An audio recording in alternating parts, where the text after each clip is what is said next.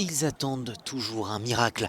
Dans cet espace qui sépare les talibans des troupes américaines autour de l'aéroport de Kaboul, des centaines d'Afghans et leurs familles se retrouvent dans un entre-deux, prêts à supporter des nuits d'attente pour quitter cet Afghanistan aux mains des talibans.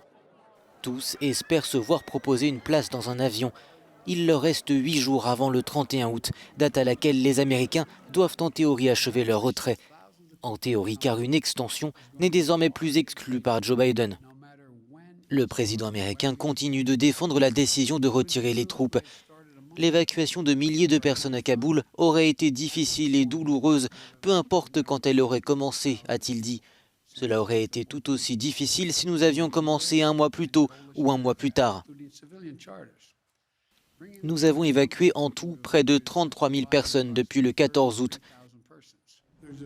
Des discussions sont en cours avec l'armée au sujet d'une extension. Nous espérons que nous n'aurons pas à prolonger notre présence, mais il y aura des discussions sur l'état d'avancement du processus d'évacuation.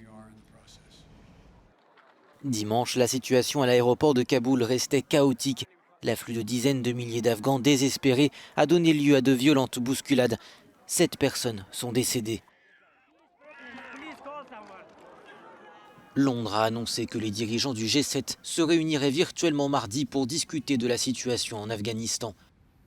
Pendant ce temps, les talibans ont annoncé le lancement d'une offensive contre la vallée du Panchir, seul territoire afghan qui leur résiste encore. C'est là qu'est retranché le Front national de résistance mené par Ahmad Massoud, fils du commandant Massoud.